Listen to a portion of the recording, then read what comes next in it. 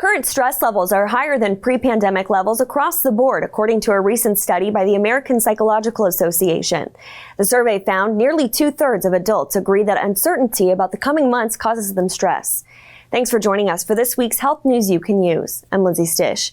As we continue Heart Month, this week we're talking about how your body processes stress, how stress can impact your heart, and what people should be mindful of during stressful times.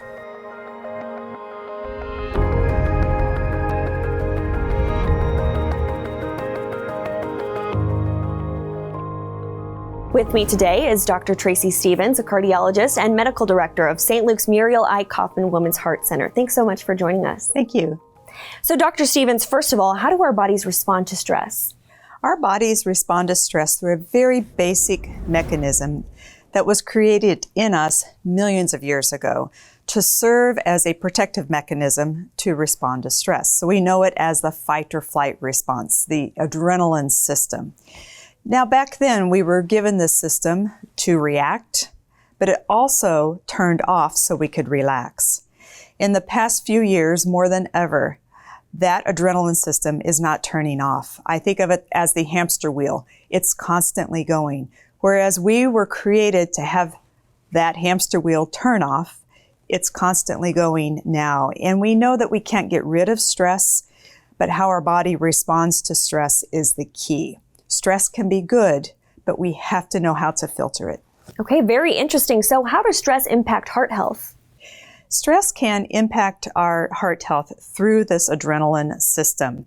We know that on top of our kidneys, we have the adrenal glands, and they are the powerhouse for a number of hormones. And how hormones work is when they're released into the bloodstream, they bind to their puzzle mate, the receptor, to exert their action. We have a number of adrenaline receptors in our body, on our heart.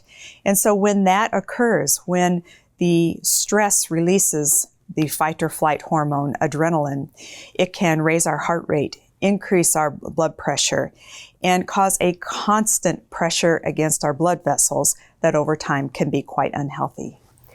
So we know that stress can release a lot of hormones in our bodies, including cortisol. Explain how cortisol impacts health. Cortisol is a very important hormone for our survival, but too much is not a good thing. It also sits in that adrenal gland and is released in response to stress. With increased cortisol, that lays down body fat, especially belly fat. And we know what happens with increased belly fat. Our risk for diabetes increases, our blood pressure increases, and especially in the past 2 years, the triglycerides, a component of the cholesterol, increases. We know with cortisol and increased belly fat that creates inflammation, which is a very ominous marker and a predictor for heart attack and stroke. Now, one thing people can do to reduce their risk of heart disease is to keep their blood pressure in check. How does stress impact blood pressure?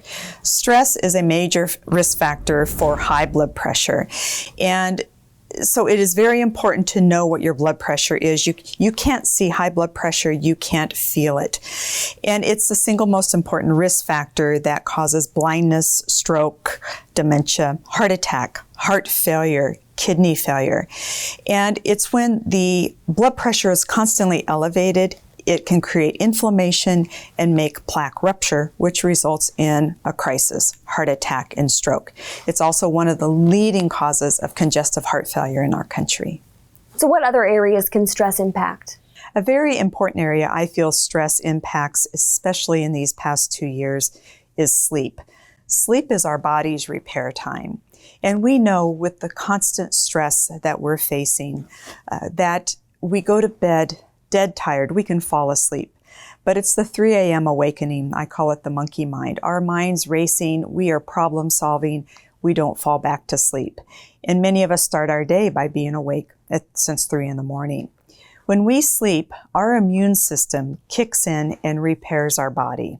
So any ominous cells that have been created, we have a very special mechanism to kick them out while we're sleeping. So it's very important to understand the significance of getting a good night's sleep. It is imperative for our immune system to protect us during the day, to maintain good health, and just basically make our day a lot better. We have more energy, we're going to likely eat more healthy, and likely to exercise. Okay, very interesting. So we've talked about many ways that stress can impact health. What's your final message for people watching today?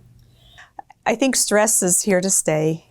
We can't get rid of it. It's how do we manage it? Stress can be good if we filter it the right way.